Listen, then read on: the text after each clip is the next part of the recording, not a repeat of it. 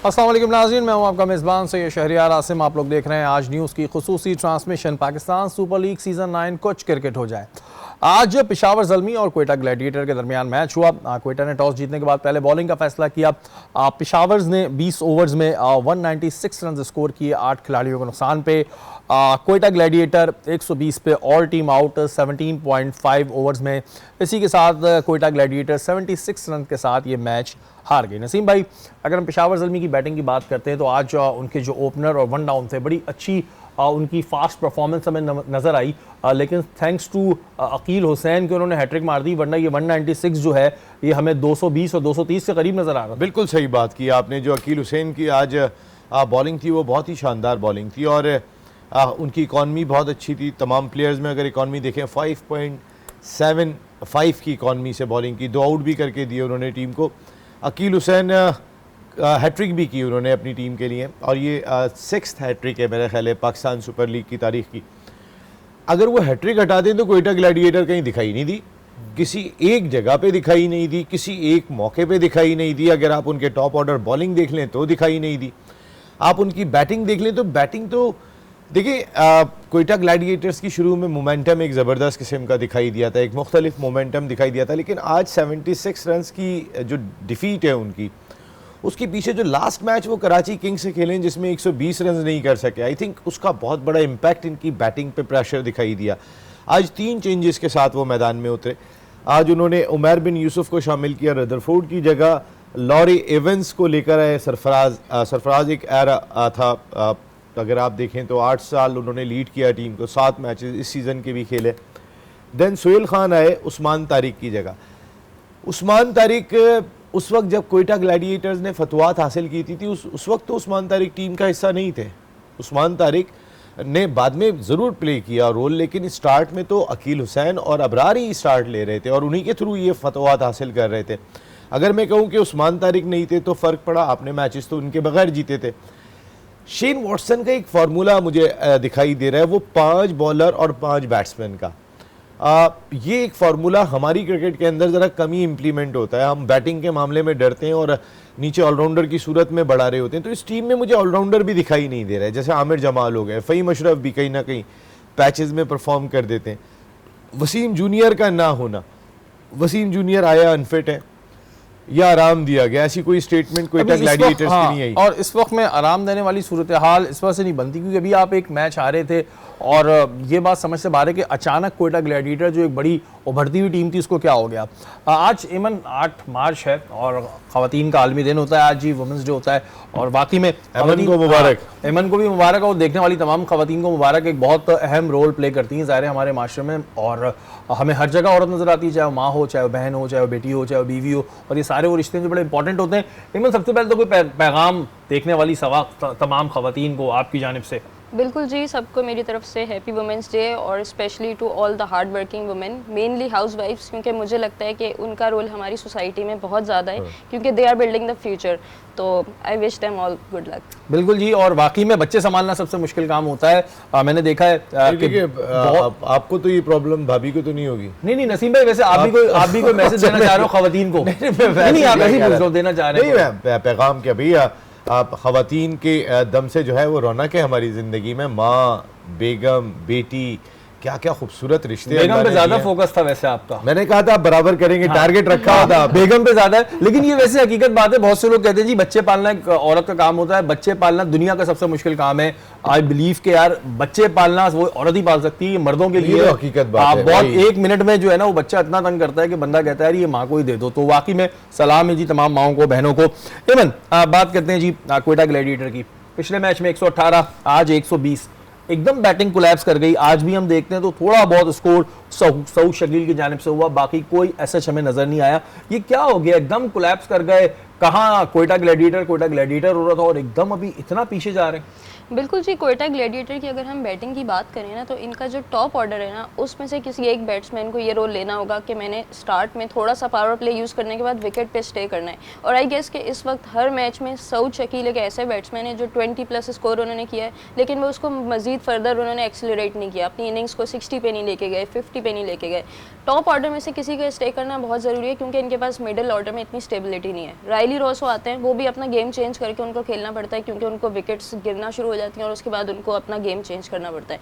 तो इनका middle order इनके लिए हमेशा से कंसर्न रहेगा और थ्रू आउट रहा भी है। सरफराज अहमद से जो एक्सपेक्टेशन है वो उसमें पूरा उतर नहीं पा रहे, तो आज उनकी तरफ से चेंजेस भी बहुत ज़्यादा थी। बहुत ही क्रूशल मैच था जिसमें उमैर बिन यूसुफ को चांस मिला खेलने का। अवेल करनी चाहिए ऐसी अपॉर्चुनिटी क्योंकि उमैर बिन यूसुफ जो है डोमेस्टिक में इनकी सेंचुरीज भी हैं, अच्छा पोटेंशियल है, आज शो करना चाहिए था थोड़ा। लेकिन उमैर ने कुछ खास तो किया ही नहीं, 10 रन बनाया उमैर ने। बिल्कुल जी, यही मौका होता है कि आप मुश्किल विकेट पे अच्छा स्कोर करके दें तो आपकी वैल्यू और ज़्यादा बढ़ जाती है। लेकिन बहुत ज़्यादा कंसर्निंग बात जो है वो ये है कि मोहम्मद हसनैन को हम तब से देख रहे हैं कोयटा ग्लैडिएटर में, जब नसीम शाह डगआउट में बैठे हुए होते थे, खेलते भी नहीं थे, जस्ट बैठे हुए होते थे, उनका रिहैब चल रहा था और मोहम्मद हसनैन उनके प्लेइंग 11 के मेंबर होते थे। लेकिन नसीम शाह को आज अगर हम इनसे कंपेयर करें तो वो पाकिस्तान टीम में आए, इस वक्त पाकिस्तान टीम का मेन पार्ट है, हम उन पर डिपेंड कर सकते हैं कि यार ये हमें जितवाएंगे। लेकिन मोहम्मद हसनैन अपने आप को ग्रो नहीं कर रहे। इसके क्या फैक्टर्स हैं? बॉलिंग में आते हैं, उनके पास स्पीड है, पाकिस्तान के एक एसेट हो सकते हैं, लेकिन वो अपने ऊपर बिल्कुल वर्क नहीं कर रहे हैं। लास्ट टाइम वो इंजर्ड थे, इंग्लैंड से अपना रिहैब कर आए, लेकिन कोई इंप्रूवमेंट उनकी वजह से नज़र नहीं आई। वही नसीम भाई वाली बात है कि वो 5 बॉलर से खिलाना चाह रहे हैं, आज उनको लेकिन अगर इसी तरह वो नहीं इंप्रूव करेंगे तो भाई फिर बाहर ही रहेंगे और आते वाले निकलते जाएंगे, आप बाहर बैठे स्टोरियां सुनाते रहेंगे, तो इंप्रूवमेंट की बहुत जरूरत है। नसीम भाई वैसे हम लोगों की एक शो की एक क्वालिटी है, हम जिसका नाम लेते हैं उसको चांस मिल जाता है। अगर हम बात करें मेहरान मुमताज की, मेहरान मुमताज को बारे में कोई जिक्र नहीं कर रहा था, हमने किया जी मेहरान मुमताज भी एक बैठे में और बॉलिंग उन्होंने मोहम्मद हारिस ड्रॉप भी हो जाते हैं, जिसको हम बोले इसको ड्रॉप करो वो ड्रॉप हो रहा है। और मेहरान का नाम हमने लिया था, मेहरान मुमताज अच्छी बॉलिंग कर रहे हैं।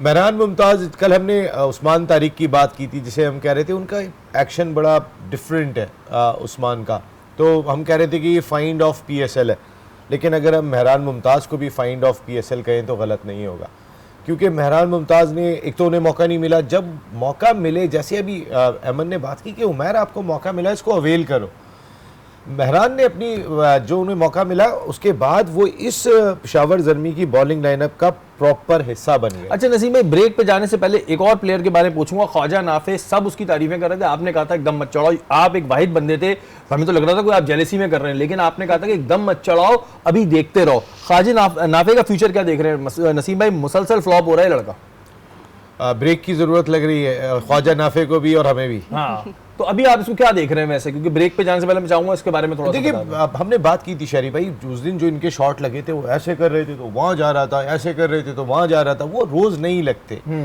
इसलिए काम एंड कूल एंड कंपोज होना पड़ता है हमें इनिंग में। अभी बहुत अच्छी बात की है हमने, ये ज़ाहिर क्रिकेटर हैं, ये बहुत मैं बहुत सारी चीज़ें जब इनसे सुन रहा होता हूँ तो सीखने का भी मौका मिलता है कि एक बैट्समैन इनका बारी कैरी करे, और सऊद शकील में ये एबिलिटी मौजूद है। सऊद शकील खुद एंकर बने हुए वो कि मैं किसी तरीके से अपनी बर्क रफ्तार हिटिंग करने के बाद जो है ना वो टॉप ऑर्डर में जगह बना लूँ। आपकी टीम की क्या रिक्वायरमेंट है?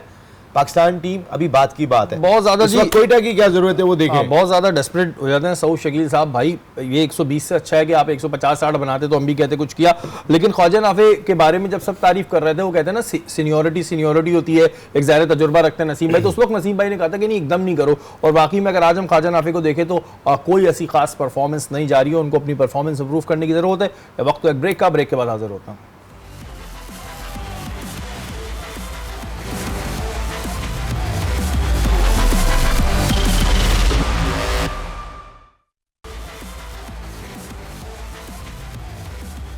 वेलकम बैक नाज़रीन, आप लोग देख रहे हैं आज न्यूज़ की खुसूसी ट्रांसमिशन। पूरी ट्रांसमिशन में उसके अलावा भी और हलकों में हम एक डिबेट सुनते हैं कि जी अभी जो T20 का वर्ल्ड कप है इसमें ओपनिंग प्लेयर कौन होना चाहिए। अलग अलग नाम आ रहे होते हैं, अमूमन तो ये एक रिजवान और बाबर ने अपना एक ओपनिंग प्लेयर बनाया हुआ था, लेकिन हमने अगर माजी में देखा तो ये बड़ा फ्लॉप भी रहा।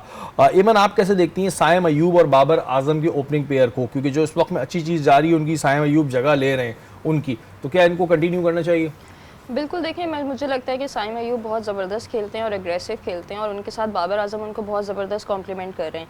ऐसा नहीं है कि सिर्फ साइम ही हिटिंग कर रहे होते हैं, अब बाबर आजम ने भी बहुत माशाल्लाह से अपने शॉट्स पे काम किया, उन्होंने शॉट्स डेवलप किए हैं, और जिस तरह से वो खेल रहे होते हैं एक हमें ऐसी चाहिए ओपनर जो कि हमारे पावर प्ले यूज़ करके दें। तो इन दोनों में ये क्वालिटी बहुत अच्छी नज़र आती है। लेकिन पाकिस्तान टीम के ओपनिंग प्लेयर की बात करें तो मोहम्मद रिजवान के पीछे बहुत रन है, उन्होंने हमें मैचेस जितवाए भी हैं और कहीं हम वो मैचेस ठीक से फिनिश नहीं कर सके। तो it will be very difficult कि हम चूज़ करेंगे किसको रखना चाहिए, क्योंकि इस PSL के एंड तक हमें और थोड़ा सा पता चलेगा कि हमारा कॉम्बिनेशन क्या होना चाहिए। उसके बाद जो न्यूजीलैंड से सीरीज़ आ रही है वो बहुत इंपॉर्टेंट होगी। वो तो अगर decide आपने करेगी। कुछ ट्राई करना है तो आप उसमें कर सकते हैं, क्योंकि ये दोनों इस वक्त बहुत अच्छा ओपन कर रहे हैं। नसीम भाई, आप कैसे देखते हैं, क्या सायम अयूब और बाबर आजम का पेयर बनना चाहिए और वर्ल्ड कप T20 में? देखिए, चेंज करके देख सकते हैं आप। ख़ास तौर पे रिजवान के बैक पे खासे मैचेस अमन सही कह रही हैं, लेकिन हमें ये भी देखना है कि किस फ्रेम ऑफ माइंड में इस वक्त वो ख़ुद कैसा परफॉर्म कर रहे हैं। अगर आप उनका स्ट्राइक रेट देखें, यहाँ पर भी 2023 का भी हमने बताया था, तो उस तरीके का नहीं है। देखें, ये जो भी बात हुई थी ना कि बाबर साइम को कम्प्लीमेंट कर रहे हैं, ये बहुत इंपॉर्टेंट होता है, चाहे बैटिंग में या बॉलिंग में पार्टनरशिप का बहुत इंपॉर्टेंट रोल है। अगर रिजवान जो है वो 3 गेंदें रोकने के बाद एक छक्का लगाते हैं, फिर एक सिंगल लेके जाते हैं, तो सामने वाला बैटर तो वैसे ही डाउन हो गया, मुझे एक बॉल खेलने को मिल रही है। यहाँ बाबर भी स्ट्राइक कर रहे हैं, यहाँ पे साइम भी स्ट्राइक कर रहे हैं। आप देखें, कोई बहुत बड़े बाबर के 53 अगर मैं हटा दूं तो 30, 20, 33 इस तरह के रन्स करके वो 196 पे ले गए। कोई बहुत बड़ा स्कोर नहीं था, लेकिन क्या था, इंटेंशन दिखाई दे रही थी दोनों की। एक 250 के स्ट्राइक रेट से खेल के गया, एक 176 के स्ट्राइक रेट से खेल कर गया।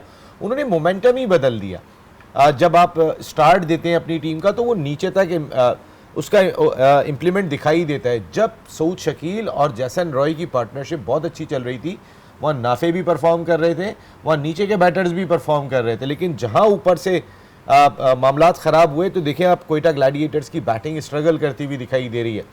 ये बड़ा इंपॉर्टेंट फैक्टर होता है। साइम अयूब ने जब भी रिजवान के साथ ओपन की, साइम अयूब इतने सक्सेसफुल नहीं रहे जितने सक्सेसफुल वो बाबर आजम के साथ रहे। ये भी होता है ना, पार्टनरशिप पे कौन किस तरह लेके चल रहा है। और बाबर आजम भी जितने सक्सेसफुल साइम अयूब के साथ हैं, स्ट्राइक रेट के मामले में इतने रिजवान के साथ नहीं रहे। तो कहने का मकसद है, ये दो पेयर मिल रहा है आपको। रिजवान की सलाहियतों पे किसी को इनकार नहीं। अगर बाबर 3 पे आ सकते हैं तो रिजवान भी 3 पे आ सकते हैं। हाँ, इसमें कुछ कहने फिक्स का करा के मकसद थोड़ी ये है कि आएगा अगर कोई। एक चीज आपको टॉप पे अच्छी मिल जाती है जो नीचे तक रिफ्लेक्ट करती है, आपके स्ट्राइक रेट से लेके, आपके खेलने के अंदाज से लेके, आपकी इंटेंशन से लेके, तो फिर वाई नॉट रिजवान 3 पे आ जाएं, 4 पे आ जाएं, किसी भी नंबर पे आके खेलें, उसमें कोई बुराई नहीं। आजम खान है जी। इसमें बिल्कुल चेंजिंग होनी चाहिए, क्योंकि देखें कोई फिक्स तो है नहीं कि भाई फिक्स करा लिया। अब ये तो हो नहीं सकता कि जी इतने पैसे फिक्स आएंगे मेरे पास, वो कहते हैं ना हमने बैंक में इतने डाल दिए हैं फिक्स हो गए। फिक्स कुछ एसेट नहीं है, तो ये चेंजेस होनी चाहिए। और जो अब तक की चीज़ें सामने आ रही हैं तो ये पेयर अब तक काफ़ी अच्छा जा रहा है। नसीम भाई, और बड़े मज़े की खबरें। एक सीनियर जर्नलिस्ट हैं, उन्होंने दावा किया है कि जो मोहसिन नकवी साहब हैं ये PCB की चेयरमैनशिप से इस्तीफ़ा दे देंगे और उसके बाद इन्हें इंटीरियर मिनिस्ट्री इनको मिलने का चांस है। तो कोई ऐसी चीज़ें आपके सामने आई हैं कि जी मोहसिन नकवी साहब अब एक जगह में इतनी उन पर नजरें गाड़े बैठे हुए हैं कि मोहसिन नकवी साहब ये करेंगे, मोहसिन नकवी साहब वो करेंगे, ये तो नहीं होगा वो चेयरमैनशिप से इस्तीफ़ा दे देंगे? देखिए, उनकी खबर है जर्नलिस्ट की, लेकिन आज की खबर तो ये भी है कि कज़ाफ़ी स्टेडियम लाहौर में उन्होंने नेस्पाक के नुमाइंदों के साथ बड़ा तवील मीटिंग की है, जिसमें पाकिस्तान क्रिकेट बोर्ड के इंफ्रास्ट्रक्चर डिपार्टमेंट के लोग भी मौजूद थे, हमीद साहब, और Pindi cricket stadium, Lahore cricket stadium और नेशनल स्टेडियम कराची की अपग्रेडेशन के हवाले से बहुत हाई प्रोफाइल मीटिंग हुई है। आगे क्या होता है, अभी तो उस कैबिनेट में कोई एक मिनिस्टर भी नहीं है। इंटीरियर मिनिस्टर के शोबे के हवाले से भी खबर के ये भी हो सकता है या वो कैबिनेट का हिस्सा हो सकते हैं। ये सब बात की बात है, लेकिन आज मैं आपको एक बहुत पते की बात बताऊं आपको। पाकिस्तान क्रिकेट बोर्ड के चेयरमैन की कुर्सी को कोई लाइट नहीं लीजिएगा, इस कुर्सी का मज़ा अलग है। देखिए, जितने लाइमलाइट में पाकिस्तान क्रिकेट बोर्ड के चेयरमैन होते हैं, हर वक्त मीडिया की जीनत बने हुए हैं जी। चेयरमैन आपके बहुत सारे ओहदों को, स्पीकर असेंबली को भी बहुत कम लोग जानते होंगे, चेयरमैन पाकिस्तान क्रिकेट बोर्ड को इस मुल्क में जानते हैं वो कौन है। इतनी मीडिया कवरेज, इतना एक ऐसा शोबा के जो माली तौर पर भी बहुत मुस्तहकम है। अगर मोहसिन नकवी साहब कोई स्टैंड लेना चाहते हैं, काम करना चाहते हैं, तो पीछे पैसा भी इदारे में मौजूद है। वहाँ तो सरकार से आपको बहुत सारे बजट अप्रूव करवाने पड़ते हैं, लेकिन उन्होंने जो खिदमात अंजाम दी हैं एज ए निगरां वज़ीर आला, और ख़ास तौर पे बहुत सारे और शोबे में, जैसे पुलिस के शोबे में बड़ी नुमायाँ उन्होंने काम करके दिखाया, हॉस्पिटल, स्कूल। तो हो सकता है कि शहबाज शरीफ साहब की हुकूमत उनकी खिदमात हासिल करना चाहे, लेकिन मोहसिन नकवी साहब सिर्फ एक शहबाज शरीफ साहब की ईमा पर नहीं जाएंगे, उसमें आसिफ जरदारी साहब की भी ईमा शामिल अच्छा होगी। नसीम दोनों के भाई, करीब जहाँ है। पर ज़ाहिर एक साफ़ी हैं वो बिल्कुल उन्होंने दावा किया है, लेकिन वहीं पर अभी मोहसिन नकवी साहब आईसीसी की एक मीटिंग है उसमें भी जा रहे हैं। शिरकत के लिए जा रहे हैं। सलमान नसीर भी उनके साथ होंगे। अब पहला इनका इंटरेक्शन होगा ज़ाहिर है आईसीसी की तरफ से, पहली आईसीसी से वालों से पहली दफ़ा मिलेंगे। क्या लगता है आपको कैसा रहेगा, क्योंकि इनकी अपनी एक पर्सनैलिटी है। अगर हम देखें नजम सेठी साहब की, उनकी एक अलग थी, बहुत काम अज़हर है, अशरफ साहब की थी, ये भी एक काबिल आदमी है, तो ये कुछ जाके अपना इंप्रेशन वाली बात आएगी हमारी।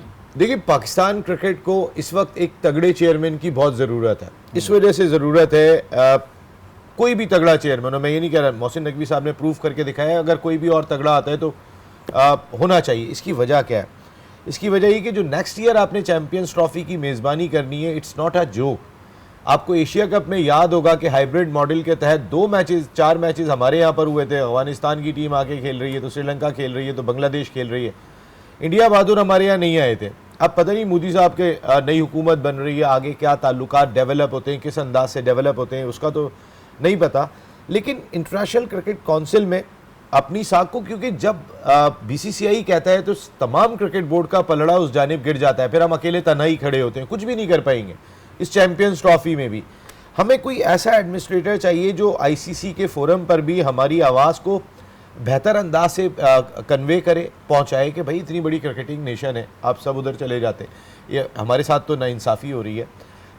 बाकी बड़े तरीके से लेके चल रहे हैं इंफ्रास्ट्रक्चर, ख़ास तौर पे अशे भाई, अब इंडिया के ग्राउंड्स तो देखें उन्होंने कहाँ से कहाँ पहुँचा दिए अपने ग्राउंड्स बना के। हमें तो बहुत काम करना है। अच्छा नसीम भाई, ज़ाहिर है मोहसिन नकवी साहब अभी कहते हैं ना वो पूरे हीरो फ्रेम में हीरो ही चल रहे हैं। काम भी उन्होंने कुछ, जब वज़ीर आला पंजाब थे तो हीरो वाले काम किए हैं।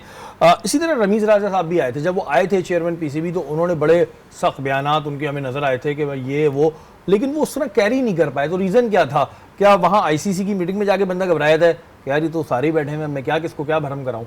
ये तो नहीं होता। शेरी भाई, मैं आपको बिल्कुल आई विटनेस था कि पाकिस्तान क्रिकेट बोर्ड के चेयरमैन 45 मिनट लेट आए थे, जो पहली मरतबा इजलास में शिरकत के लिए आए थे। दुबई में मैं बाहर खड़ा हुआ था, वहाँ सुबहान अहमद भी खड़े थे, वहाँ समीउल हसन भी खड़े हुए थे।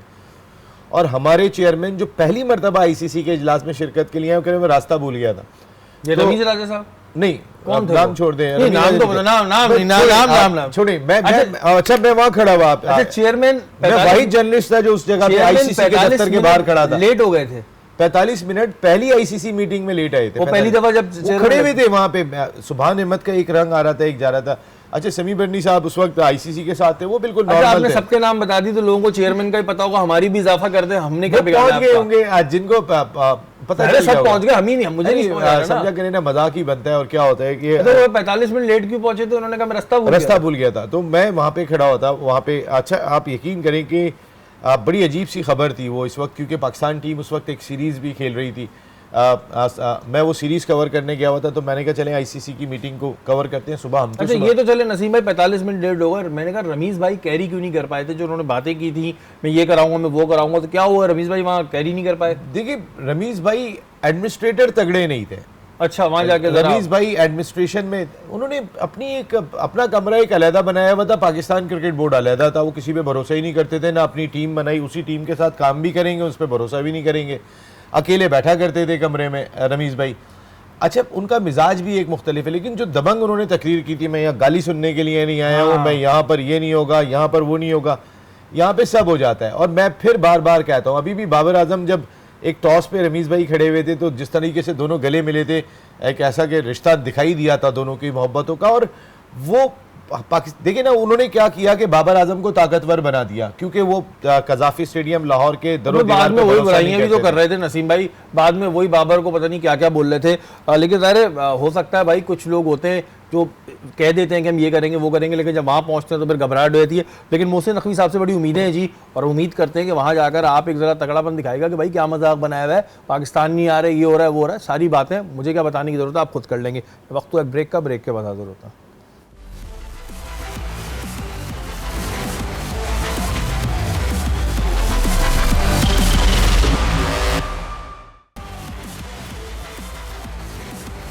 वेलकम बैक नाज़रीन, आप लोग देख रहे हैं आज न्यूज़ की खुसूसी ट्रांसमिशन। पीएसएल के हवाले से बहुत सारी खबरें, वहीं उमर अकमल का भी एक बहुत ही मासूमाना सा शिकवा है। वो शिकवा ये है कि उन्होंने कहा कि क्रिकेट किसी की नहीं होती है और चढ़ते सूरज को सलाम किया जाता है। जो PSL में जो प्लेयर्स खेल रहे हैं वो अपनी एक इनिंग पे खुश ना हो और उन्हें ये नहीं कि उनकी एक इनिंग को याद रखा जाएगा, आगे उन्हें परफॉर्मेंस देते रहने की। चलो ये तो ठीक है कि परफॉर्मेंस देते रहनी चाहिए, अरे एक इनिंग पे हम पूरी कोई आपकी लाइफ तो नहीं उस पर गिनते रहेंगे। इवन क्रिकेट क्या किसी की सगी नहीं होती है और चढ़ते सूरज को सलाम होता है, वैसे ये तो हर फील्ड में होता है। बिल्कुल जी, ये इसको उस बात से रिलेट कर सकते हैं कि जो वसीम अकरम ने अब्दुल्ला शफीक को कहा था कि एक कैच लेके आप इतना खुश ना हो। क्रिकेट में आपको एक दिन खुशी का मिलेगा और 10 दिन गम के मिलेंगे, तो आपको अपना एटीट्यूड बहुत ज़्यादा कंट्रोल रखना चाहिए। उमर अकमल की अगर मैं बात करूं तो उमर अकमल जिस टाइम पे जो क्रिकेट खेलते थे उसकी अब हमें रिक्वायरमेंट है। मतलब इतना अर्ली ऑन उन्होंने इतनी ज़बरदस्त हिटिंग करते थे, T20 क्रिकेट में बहुत अच्छा पोटेंशियल था उनमें ओवरऑल, लेकिन वो अपने आप को कैरी नहीं कर सके अपने डिसिप्लिन की वजह से। डिसिप्लिन में उनका एटीट्यूड भी आ जाता है और क्रिकेट का भी डिसिप्लिन आ जाता है कि उनको क्या चीज़ें इंप्रूव करनी थी। और जब वो टीम से ड्रॉप हुए तो उनके कोचेस के साथ क्लैशेस उमर अकमल के वैसे कारनामे सुनते रहते थे हम, कुछ ना कुछ। बिल्कुल, उनका मिकी आर्थर के साथ क्लैश हो गया, but Umar Akmal is so lucky कि उनको बहुत दफ़ा ड्रॉप होने के बाद टीम में दोबारा कमबैक का चांस मिला, लेकिन वो उसको भी अवेल नहीं कर सके। तो अगर आप खुद डिसिप्लिन नहीं रहेंगे उसके बाद फिर आप ऐसी बातें करेंगे तो इससे आप अपने आप को ही डिसअपॉइंट करेंगे। क्रिकेट देखें, क्रिकेट मुझे ये लगता है कि क्रिकेट में आप you can always come back if you work hard, but if you don't work hard. मैं PSL को और अपनी बैटिंग को बहुत मिस कर रहा हूँ। PSL में उमर अकमल कब कितने टाइम से इंटरनेशनल क्रिकेट में नहीं थे, लेकिन PSL में ये लास्ट टाइम कोयटा ग्लेडिएटर की तरफ से खेले थे और कोयटा ग्लेडिएटर ने इनको चांसेस भी दिए थे, ये उसको भी अवेल नहीं कर सके। तो इसमें वो किसी को भी ब्लेम नहीं कर सकते एक्सेप्ट फॉर हिमसेल्फ। ये उमर अकमल ना पता है क्या कर रहे हैं, उमर अकमल वो ताने मार रहे हैं, वो ताने नहीं होती जो अक्सर पप्पुएं मारती हैं, हाँ भाई किसी ने पूछा ही नहीं हमें तो ये इस वक्त वाला सीन चल रहा है उमर अकमल का। ये इनडायरेक्टली ताने मार रहे हैं, मैं नहीं समझा था, अभी जब पूरी हिस्ट्री समझी तो समझ आया इनडायरेक्टली ताने मार रहे हैं। लेकिन उमर अकमल साहब ये तो होता ही है जी, चढ़ते सूरज को सलाम होता है और ज़ाहिर है कोई भी बंदा एक अव्वल और आखिर नहीं होता, कोई ना कोई किसी की जगह आता रहिए, तो घुमा फिरा के ताने नहीं मारे, direct such a great talent, जो वो टैलेंट था जो जाया हुआ। लेकिन देखिए जाया तो अपनी हरकतों से भी हुआ ना, इसमें बहुत सारी नसीम भाई। उमर अकमल के बारे में हम कुछ ना कुछ ऐसी कहानियां किस्से सुनते आए हैं कि वो कुछ ना कुछ ऐसा करते रहते थे, फिर आज ये वाली बातें करना जी के ताने मारने वाली कि भाई मुझे तो कोई पूछा नहीं हो, सही है, तो ये तो अपनी भी गलती है ना नसीम। बिल्कुल, इसमें कोई दो राय नहीं है, लेकिन मैंने सिर्फ उनके टैलेंट पे बात की। ऐसा एक्सेप्शनल टैलेंट जो पाकिस्तान की हिस्ट्री में चंद होंगे ना जो उस तरह प्रूफ नहीं कर सके, लेकिन उनमें बहुत टैलेंट मौजूद था। टैलेंट जब अल्लाह मियां देता है तो इंसान को कहते हैं ना कि ज़रा इस पे भी सोचना चाहिए कि जो भी मेरे पास है वो अल्लाह का दिया हुआ है, मेरा अपना कोई कमाल नहीं है। बहरहाल जी नसीम भाई, PCB में इस वक्त बड़ी टेंशन फैली हुई है जी। ज़राए के मुताबिक कोई 100 लोगों की लिस्टें तैयार हो गई हैं जिनको घर भेजने का जो है वो प्लान हो रहा है। फिर कुछ लोगों ने, ज़राए ने यह भी बताया कि नहीं 100 नहीं, कुछ लोगों की लिस्ट तैयार हुई है जो काम नहीं कर रहे हैं उन्हें घर भेजा जा रहा है। बहुत से लोग कह रहे हैं कि जी अपना सेटअप लाने की बातें हो रही हैं, ये और एक जगह जो है वो इस्तीफे की बातें चल रही हैं। तो आपके पास कुछ ऐसी खबर है कि 100 लोगों की लिस्टें तैयार हो गई हैं? देखिए कितने लोग बाहर होते हैं, ये तो मोहसिन नकवी साहब उनके स्वाबदीद है, वो ज़ाहिर एक रिपोर्ट लेंगे। और ख़ास तौर पे देखें पाकिस्तान क्रिकेट बोर्ड में इससे पहले जो लोग काम कर रहे थे उनको बहुत सारी जगहों से चेंज किया जाएगा। और जो हमने देखा कि पंजाब हुकूमत के ऑफिशियल्स की भी एक टीम आती हुई दिखाई दे रही है पाकिस्तान क्रिकेट बोर्ड में, कुछ लोग पहुंच गए कुछ नहीं पहुंचे, वो अपना खुद फीडबैक लेंगे।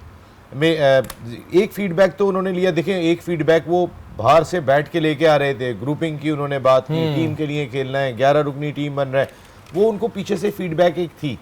अब एक अंदर से फीडबैक लेंगे कि पाकिस्तान क्रिकेट बोर्ड के कितने ऑफिशियल्स कितना काम कर रहे हैं, क्या काम कर रहे हैं, उनकी ये चीज़ अच्छी है, इंपॉर्टेंस क्या है।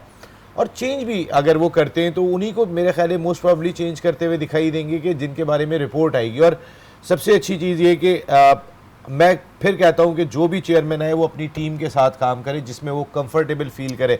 रमीज़ राजा साहब ने अपनी टीम ही नहीं बनाई थी, वो कभी भी क्रिकेट बोर्ड के चेयरमैन की हैसियत से ज़्यादा कंफर्टेबल फील नहीं कर सके। रमीज़ भाई यही कर रहे थे, खुद ही शॉट मार रहे थे और खुद ही बॉल पकड़ के बॉल भी खुद कर रहे थे, हाँ, खुद ही खेल रहे थे, खुद बॉल भी, उंगली भी अंपायर की खुद उठा देते थे, अकेले अकेले नहीं खेले। लेकिन अगर ऐसा कुछ हो रहा है तो इसमें कोई बुराई नहीं है। देखें किसी की नौकरी से अल्लाह ना करे कोई नहीं खेलना चाहता, लेकिन जिस चीज़ की आपको तनख्वाह दी जा रही है उस वो काम आप करें, ये नहीं कि मुफ्त की तनख्वाह लेते रहें और बैठे रहें कि जी होता रहेगा। अगर ये हो रहा है फैसला तो ठीक है, अगर वो काम नहीं कर रहा है तो उसको फिर घर जाना चाहिए। आज तो मोहसिन नकवी हो रहा है, मुझे तो घर जाके लग रहा है मैं घर वालों को मोहसिन नकवी साहब कह रहा हूँ। नसीम भाई, मोहसिन नकवी साहब ने एक बात कही थी कि जी लंबे छक्के वाली कि भाई हमारे वालों का नहीं पहुंच रहा, इनका नहीं पहुंच रहा। मैं रोहित शर्मा को सुन रहा था, रोहित शर्मा ने कहा कि जी क्रिकेट में एक ये होना चाहिए, क्योंकि क्रिस गेल की उन्होंने बात की, उन्होंने पोलार्ड की बात की कि ये 100 मीटर और 90 मीटर के छक्के फेंकते हैं, तो उन्होंने कहा कि जी ऐसा होना चाहिए कि जो 100 मीटर फेंकेगा उसको 10 रन, जो 90 मीटर फेंकेगा उसको 8 रन, क्योंकि ये लोग तो लंबे लंबे फेंक देते हैं। उन्होंने अपनी बात की कि हमारे यही कोने तक जाते हैं। तो एक जगह मोहसिन नकवी साहब अपने लड़कों को कह रहे हैं, वहां तो रोहित शर्मा ये बात कह रहा है कि भाई हमारे छक्के भी करीब करीब ही गिरते हैं। बिल्कुल, मोहसिन नकवी साहब ने, हमने उस दिन भी बात की थी, शायद उनका प्रोस्पेक्ट ये होगा कि खुद को फिट करो, जो फिटनेस का लेवल कम दिखाई दे रहा है, दूसरे लफ्जों में ये बात कह गए थे। लेकिन रोहित ने बड़ी इंटरेस्टिंग बात की। रोहित ने कहा कि, और रोहित ने सिर्फ ये जो हमारी से मुराद ना सिर्फ इंडियन नहीं है, हमारे से मुराद बांग्लादेश भी आ जाता है, हमारे से मुराद श्रीलंकन भी मोस्टली आ जाते हैं और पाकिस्तानी भी आ जाते हैं, एशियन ज्यादा कि हम जो मारते हैं वो बाउंड्री के बाहर गिर गया। हाँ। वो हिट मारते हैं 100 मीटर की, 90 मीटर की। तो एक मिजाज में कहा कि भाई उनको रन ज़्यादा दो, इतने लंबे छक्के वही मार सकते हैं, और ये फिटनेस का लेवल भी है। अगर मोहसिन नकवी साहब को मेरे ख्याल है रोहित शर्मा की जानिब से ये एक जवाब तो मिल ही गया होगा कि बड़े छक्कों के लिए उनकी बचपन से फिजिक ही एक अच्छा, डिफरेंट और है। रोहित शर्मा का तो निक नेम ही हिटमैन है, वो खुद बहुत छक्के मारते हैं। एक हिटमैन ये कह रहा है कि हमारे छक्के करीब गिर जाते हैं आके। हाँ, वो मकसद है बड़ी इंटरेस्टिंग माहौल में, बड़ी एक मिजाज में अच्छी हाँ, बात मिजाज कह में कर बात गए, हुई थी। लेकिन बात बड़ी मजेदार कह कर हाँ गए। भाई, हमारे जो लड़के दिल छोटा कर रहे थे कि हमारे छक्के नहीं पहुंच रहे, छक्के नहीं पहुंच रहे, बेफिक्र रहे हैं, कलाइयां पतली हैं हमारे कलाइयां पतली हैं, से कुछ नहीं, बस अभी ये वाला रूल नहीं आया। इमन वैसे ये रूल ला सकते हैं, 100 मीटर वाले को 10 रन, भाई क्रिकेट में इतनी जिद्दत आ रही है, 90 मीटर वाले को 8 रन, जो रस्सी के बस इधर गिरा उसको 6 रन, अगर ऐसा लाएं तो कैसा हो जाएगा?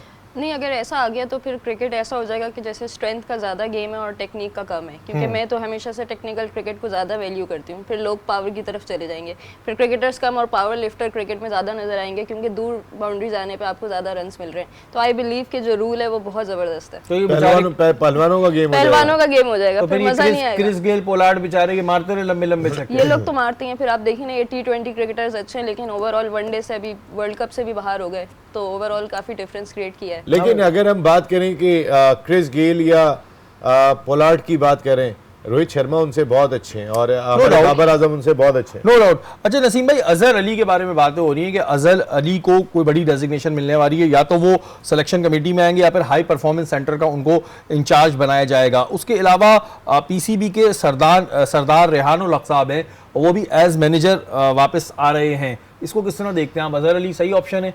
उनको कह रहे हैं कि जी शायद कोई बड़ा ओहदा मिल जाए। देखिए, आपको याद होगा ज़का अशरफ साहब के दौर में भी अजहर अली को तकरीबन डायरेक्टर क्रिकेट अकेडमीज़ लगाने का प्लान हो गया था, नोटिफिकेशन रोकना पड़ गया था, वो जारी नहीं कर सकते थे क्योंकि उनके पास अथॉरिटी नहीं थी, और इस वजह से अजहर अली का रुक गया था। तो हो सकता है कि डायरेक्टर क्रिकेट अकेडमीज़ एक मरतबा फिर उनको तैनात किया जाए, क्योंकि वो जो प्लान बन रहा था उसमें जो लोग थिंक टैंक का हिस्सा थे, उसमें एक आज भी बड़े थिंक टैंक का हिस्सा मौजूद है जिस वक्त उनको लाने की बात हो रही थी।